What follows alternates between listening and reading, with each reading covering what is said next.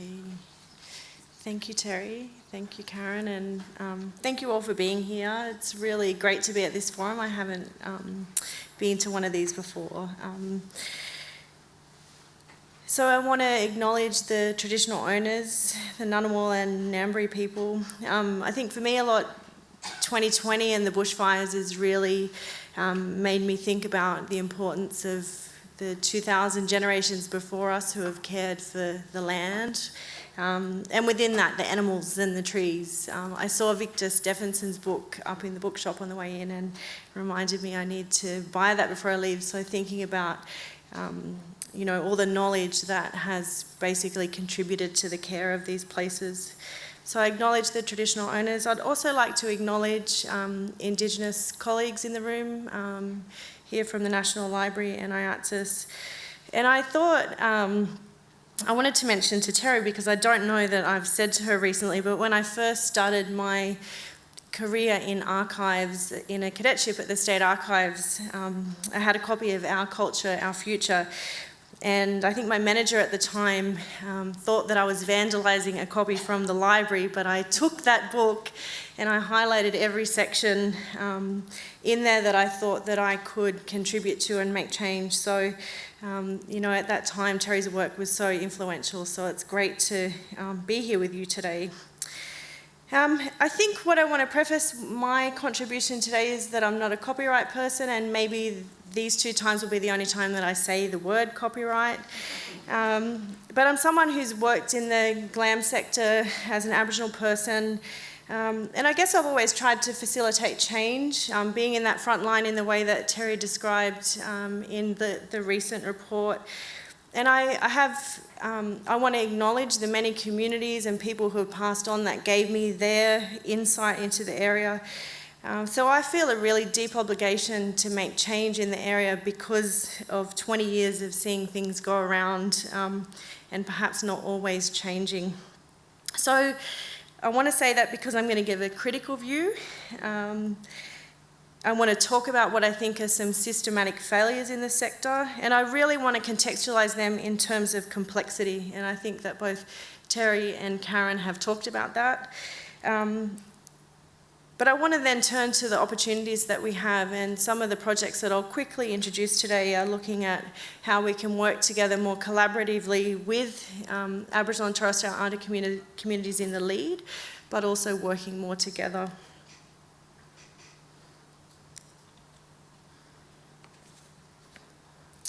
Okay, so what I want to cover is Terry's also introduced the idea of collections developed without informed consent. I really want to start to think about this idea of how we engage communities with the GLAM sector, but thinking about communities being empowered through digital stewardship. So I'm going to draw an example of a project that I was involved in my former life at the State Library of New South Wales. And reflect, I think it was brought up today, on the failures that happened with that, but really, from my view, they were about broken systems. Quickly introduce the Mukurtu Hub and the work that we're doing. I probably won't go into the detail that Karen suggested about the ins and outs. I'm not, although my PhD is in IT at Monash, I don't necessarily think of myself as a technologist. I'm very much focused on the human-centred nature of what those needs are, but I'll introduce a bit of that. And then finish up looking at the hubs and spokes model that we're hoping to develop. So I want to start back with this point that I think about libraries and archives as being a space of violence and erasure. A lot of the work that I've been involved with is thinking about the right to know, the right of reply, and thinking about the inherent ICIP rights that people need to engage with in collections. And when I finish up the case study today, which is a bit of a reflection, I'll introduce a bit of my PhD research around rights to be culturally safe in this space. So there's no doubt Terry's introduced many of our collections that were held in GLAM institutions have been developed without informed consent. In my previous experiences being in the State Archives and being in a major state collecting institution at the State Library, It is the fact that Terry mentioned that people not only don't engage with those collections in the way that people perceive, they don't know that they exist, but they're also very much unnamed. So we have a background that's based in colonialism and in dispossession. And I think that that's something when we even talk about copyright that we're forgetting that people are very, very disenfranchised from their historical material.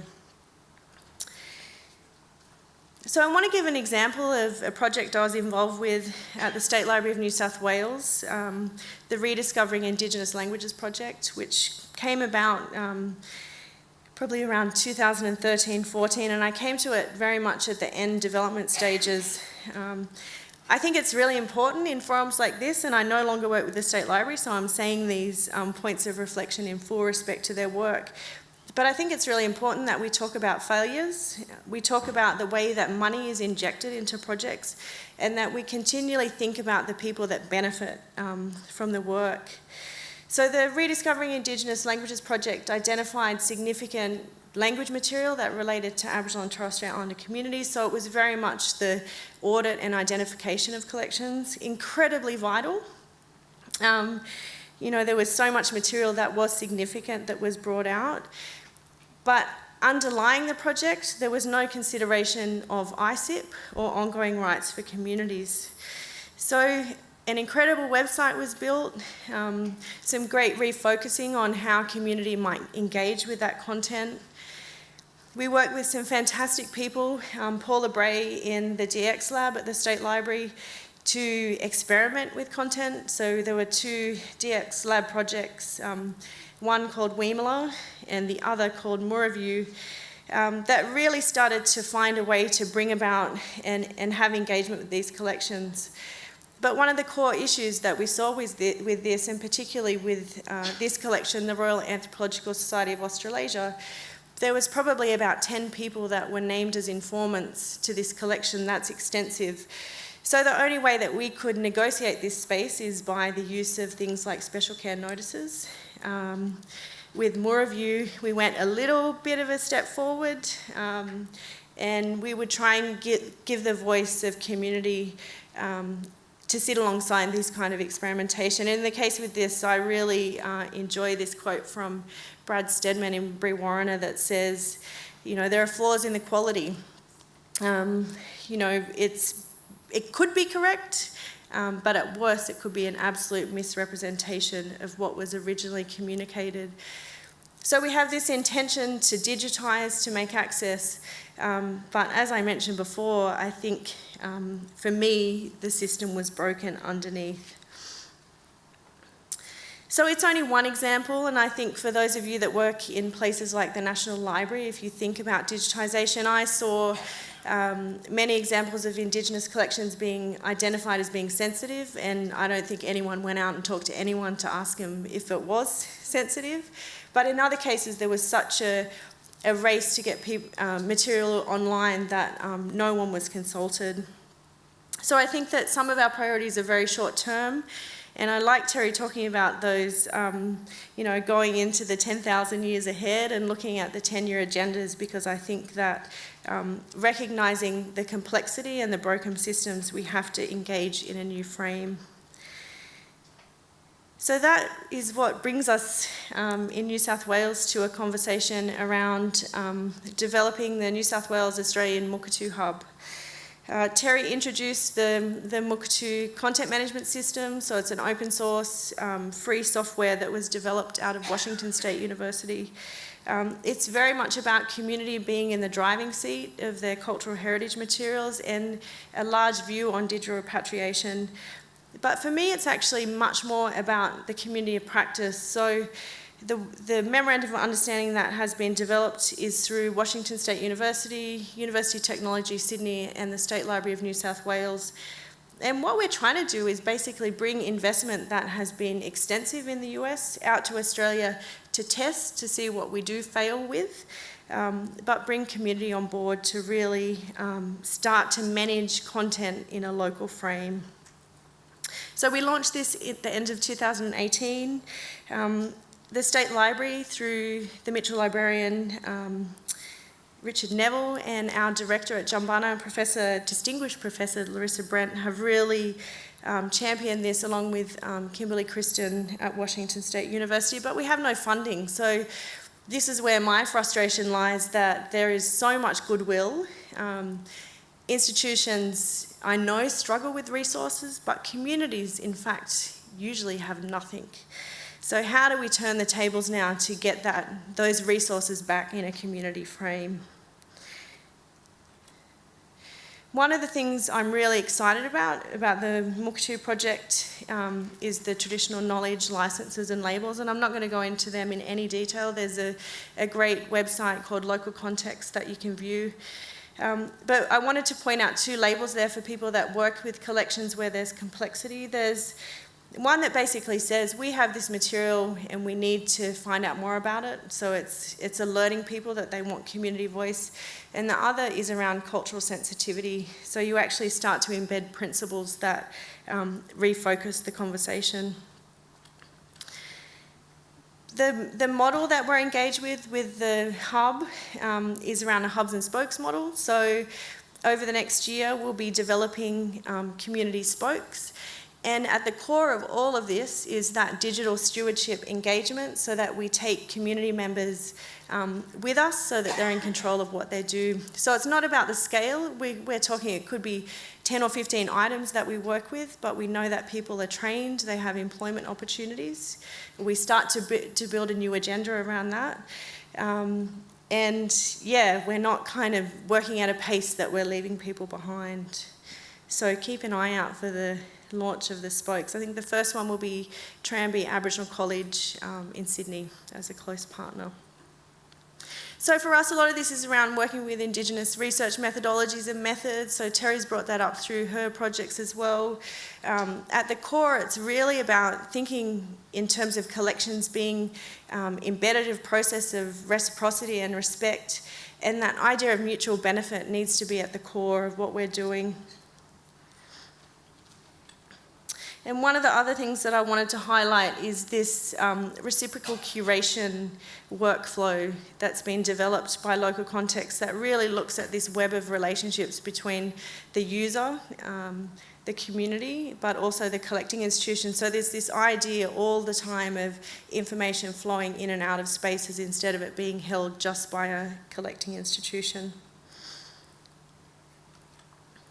So the thing that we're aiming for, and I guess what my focus is now, is to work and to bring leadership to the sector so that we have cultural continuity in our frame, that we do the remembering and redress. I think, talking even about the National State Libraries of Australia are about to roll out a cultural competency program. There's a lot of healing that needs to take place in this space, but we have to make sure that Aboriginal and Torres Strait Islander communities are building self-determined community archives and libraries.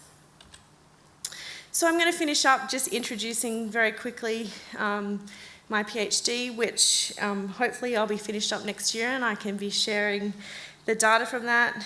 One of my interests in leaving the sector professionally and turning to research is I believe that there are a lot of conversations that are happening. I always say in the corridors. A lot of Aboriginal and Torres Strait Islander people are deeply impacted by the work that they're doing in the sector, but it's not visible. We don't have the right roles in our institutions to facilitate this complex work. And my other feeling is that the level of leadership that we have, it isn't really visible, and we need to start building the CEOs of the future that can guide this work.